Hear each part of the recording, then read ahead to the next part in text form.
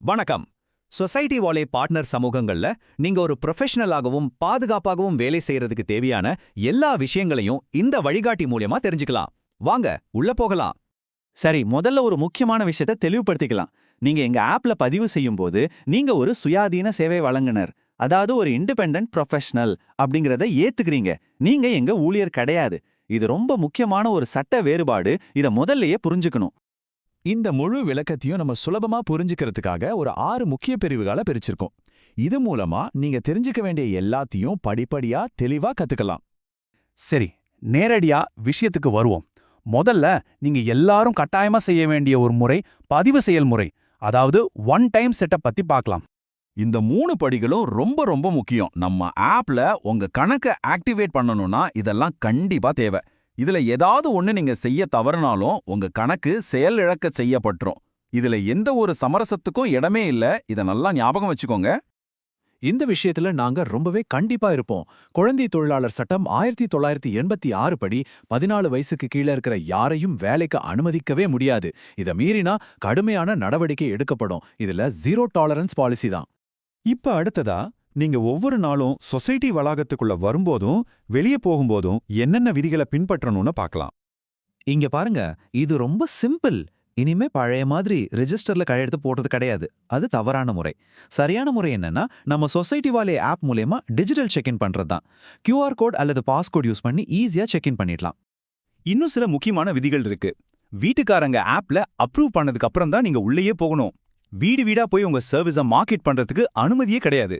Security உங்க பேக்கை check பண்ணா அதுக்கு முழுசா ஒத்துழைக்கணும். கடைசியா வேலையை முடிச்சுட்டு வெளியே போகும்போது மறக்காம ஆப்ல எக்ஸிட் கொடுக்கணும்.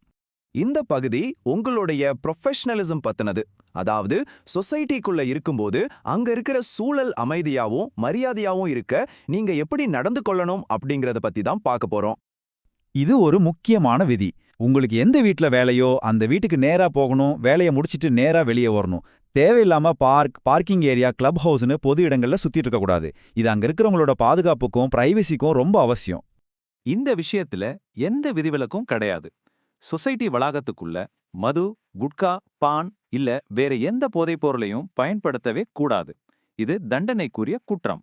அது மட்டும் இல்லாம பொது இடங்கள்ல எச்சில் துப்புனா உங்களுக்கு பெரிய ஃபைன் போடுவாங்க.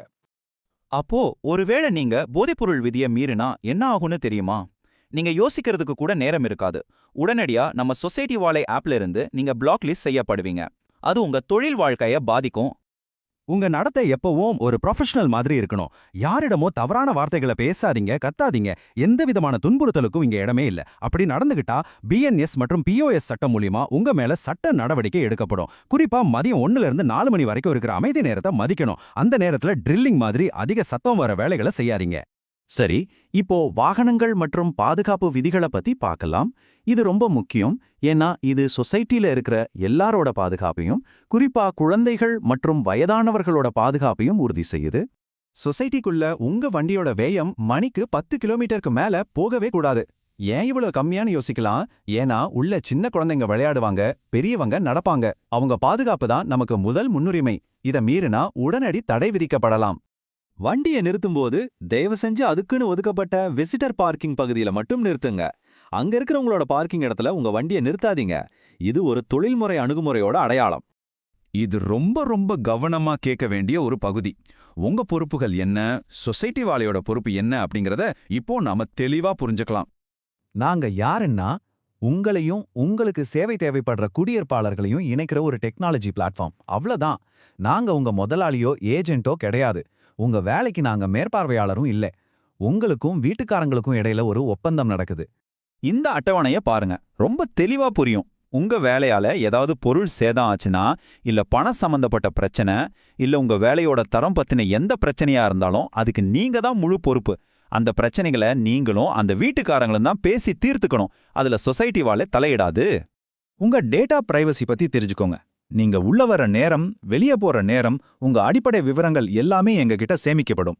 சட்டப்படி தேவைப்பட்டா இந்த விவரங்களை நாங்க சொசைட்டி நிர்வாகத்துக்கோ இல்ல காவல்துறைக்கோ பகிர வேண்டியிருக்கும்.